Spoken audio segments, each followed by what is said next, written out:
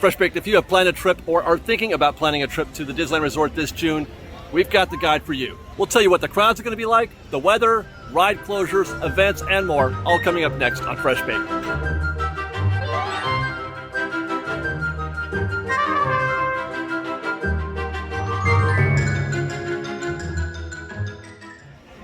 It is a beautiful day as I record this today, so we'll get right into that. We'll get right into the weather at the Disneyland Resort in the month of June. Dare I say, wonderful, obviously. We've been talking about this for the past couple of months, how good the weather is this time of year. The great news is that June is still not yet summer. As a matter of fact, where you might think it typically starts to get really hot, there are very temperate portions of the month. It can get downright overcast and gray at times, but that usually burns off. The morning overcast burns off in the late mornings, early afternoon, and you wind up having a wonderful day. Weather, or I should say temperatures, are going to be somewhere in the low 80s. You might have the occasional day reach the mid 80s according to the forecast that I've seen, but look for high 70s, low 80s, low 60s for the overnight lows. Very often it is the case here that the temperate spring weather drifts right into June and sometimes even into July as well. What we have here is a very late summer and into the fall season, almost August and September. Well, not almost always. June is lovely. It's delightful. It's a little bit warmer than it was in May, but also a little clearer. Much less chance of rain. I think there's maybe one day of rain forecasted in June. It does happen, but don't expect it to. I don't think you have to make any extensive plans with respect to that. Packing, like last month, I would say, or I should say May, pack light layers. You'll be fine with a t-shirt during the day for most of the time, but then in the mornings and in the evenings, it does cool off a little bit, so bring a light jacket or a second layer of undershirt, a long sleeve t-shirt or something like that, and that should be all you need. I mean, just look at this. It's delightful, isn't it? And so what you're seeing here is very much like what you will find in June. Just clear skies, very little wind, just mildly warm, not even hot yet. It's going to continue into, right now I think it's maybe high 70s, maybe 78 degrees here right now. That's how it feels. It just feels, it's wonderful. Congratulations, kudos to you for picking June to visit Disneyland Resort in more ways than one, actually, because that is the same that applies to the crowds. The expectation is that the summer months bring in more crowds to the park. People are off school, people are on vacation, makes a lot of sense. But the interesting thing is that is not the case for the entire month of June. It is often the case the first couple of weeks of June are actually quite slow. I mean, almost blissfully slow.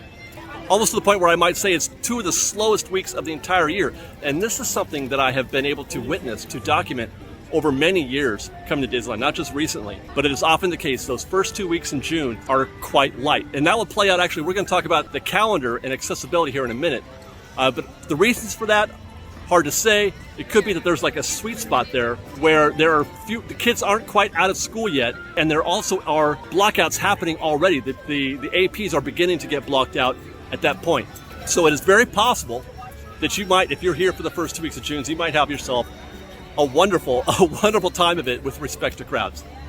So let's talk about park accessibility for a minute. I alluded to that earlier with respect to the conversation about annual pass holders, Magic Keys. This is the season, June is. It's the beginning of the season where a lot of those passes get blocked out.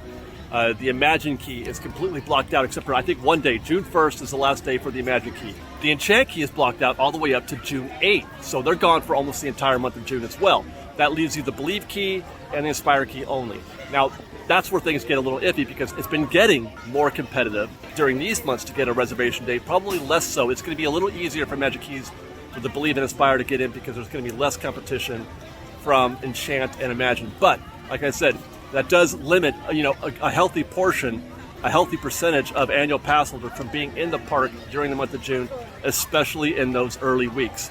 Meanwhile, for those of you who are single-day purchasers or multi-day purchasers, this June also begins the season where a majority of your tickets are being sold at the highest tier. I want to say tier 7, I think it is. Only the early part of June has tickets that are selling for as low as $104. That's the base. That's tier 0. The first week of June is the only chance you'll get for a 104 type ticket. After that, the last three weeks or so of the month, it's all $159 or $169, the top 2 tier prices for tickets.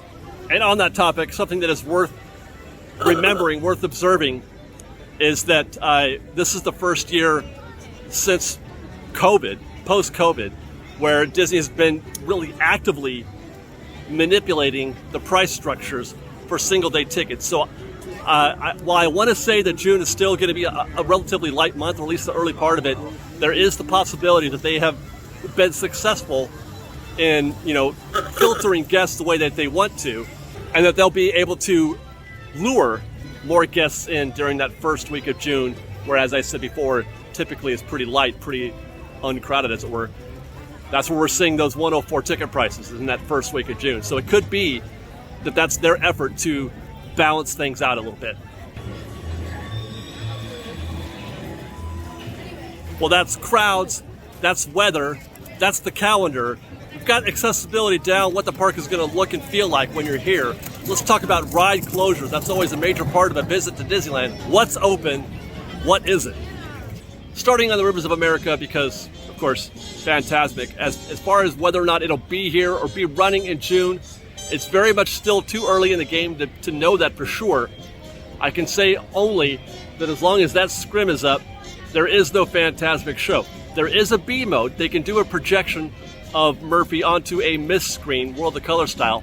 There is that, and that is a possibility, and they don't need much to do that. Whether or not Disney's going to is hard to say. How long it takes is hard to say. Again, it depends entirely on how quickly they can get Murphy back below stage. So as of this moment, I would say that you should not expect Fantasmic either in A mode or B mode, but it's possible that Fantasmic will be back by then. There are rumors that it'll be back quickly, but the website is not currently reflecting that. For about the, 24th month in a row, Tarzan's Treehouse, soon to be Adventureland Treehouse, will not be open in the month of June. At least I don't think it will be. Disney hasn't announced any kind of reopening date, nor have I seen any date show up on the park calendar. Meanwhile, the French market, soon to be Tiana's Palace, not going to be open at all in June. Expect that closure to extend all the way through the summer. I'm guessing somewhere around August, perhaps. Well, actually, that's still summer, isn't it? Which reminds me, our regular reminder that if you're looking for beignets or a mint julep from the Mint Julep Bar, obviously it's closed. You can find both of those at the Royal Street Veranda. You can also find beignets at the Hungry Bear. But do note, because they're putting beignets and mint juleps at Royal Street Veranda, they're no longer serving the clam chowder bowl there. The clam chowder is now being served at the Harbor Galley. Unfortunately, if you have scheduled your trip for June, you will have missed Splash Mountain forever. Effective May 30th, Splash Mountain closes to begin its conversion to Tiana's Bayou Adventure. This attraction will be closed for, I'm guessing, a solid year and a half. May would have been your last chance for a ride on Splash Mountain. Meanwhile, Fantasyland, we've got a very interesting situation developing here. 3 attractions, Mr. Toad's, Peter Pan, and Alice in Wonderland are all going down on the same day, June 5th. They'll be closed on June 5th. There's no date as of yet for it to reopen, so I'm expecting it to probably be for the rest of the month. Now, the reason why that's curious is because under normal circumstances, Disney would never, they would never close all 3 attractions at the same time. They would never close any 3 attractions in Fantasyland at the same time. So that does lead one to believe that this could be something serious. It must be, right? Because why else would they do that? If it weren't something serious, they would just do them in stages if all 3 needed repair, if there were repairs needed for each individual attraction. Having said that, there is room for this to not be a serious situation. There is the possibility, because all 3 of those attractions share a show building. So if there is something wrong, it could easily affect all three attractions at the same time. And whatever it is that is affecting all 3 attractions at the same time, that could be routine maintenance. It just happens to be the case where they have to close all 3 in order to do that bit of routine maintenance. So on the one hand, it is kind of scary that they went ahead and are closing all 3 for a while, it would seem. But also, like I said, there's the possibility that it is still routine maintenance. What it isn't, I'm sure, is any kind of upgrade or refurb. They've already done the upgrades for Peter Pan and Alice in Wonderland. There's no further... Toads needs an upgrade. Toad needs a refurb. But I feel like that's a situation where they would close that one by itself for an extended period of time like they did for Peter Pan or Alice in Wonderland. Meanwhile, Ariel's Undersea Adventure over in DCA is also closing on June 5th. Also, we don't know when it'll be reopening, although I think this situation is clearly unrelated to whatever they're doing here in Fantasyland. In the reopening department, Matterhorn will be coming out of a 2-month-long refurb June 2nd. The Matterhorn will be reopening on June 2nd, so if you do have a trip planned, you're in luck. Making my monthly trek to Toontown to keep you guys up to date on how things are going here as well. Toontown, in and of itself, is a story. It has been for a few months now, especially when it comes to planning on how you want to approach going. You need to come here. Toontown is amazing. So to that end, I would say that while it's still plenty busy here in Toontown, as of this recording, the end of April, there are some signs showing that things might be slowing down a little bit. I mentioned that, or I said that in a previous update. Things got busy again. But the more times I come back here, the more it looks like it's incrementally getting a little less busy. I mean, it is still, like I said, it's plenty busy in here for now. The crowds are still here. It's still difficult to eat. Still difficult. 65 minutes for Runaway Railway. 30 minutes for Gadgets. Roger Rabbit has a longer standby, or as long a standby, as Runaway Railway, and a longer Lightning Lane return time, but that's because it's Genie Plus and not the paid Lightning Lane, the individual Lightning Lane. But I digress. By June, I expect that this will be considerably less busy. I'm hoping anyway. It's still going to be busy, but it won't be anything like it was when it opened, and probably not like it is today. It could be a very good time to visit Toontown. I do recommend mobile order, though. If you are going to eat here in Toontown, definitely recommend mobile order. Also recommend, if you get a chance, or if you're interested in shopping, that you do that earlier in the day rather than later. Although it's not quite as competitive as it was in the earlier months, it's still something. They sell out of things quickly here.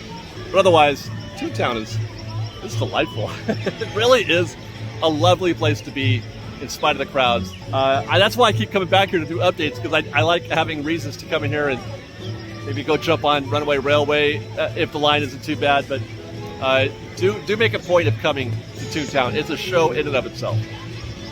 Let's talk about events next, which is a key part of the conversation when we start talking about making plans to come to Disneyland.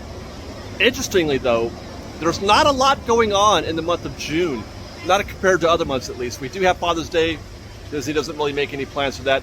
It is, by the way, Pride Month, however. So Disney is going to be having Pride Nights. Pride Nights are like the rest of your After Dark events. Sweethearts Night, Villains Night, Star Wars Night, that kind of thing.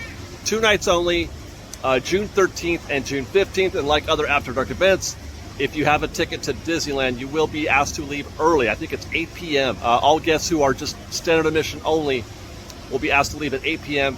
At that point, it's Pride Night guests only on those at that time. In addition to Pride Nights, June is Pride Month. Disney participates in that as well. Stay tuned for a foodie guide. They'll be having some themed food going up through the entire month of June. Stay tuned for that. Interestingly, though, there is no Gay Days. Gay Days, I believe, are in September. So if you were looking to put those two together, Gay Days in September, Pride Month in June.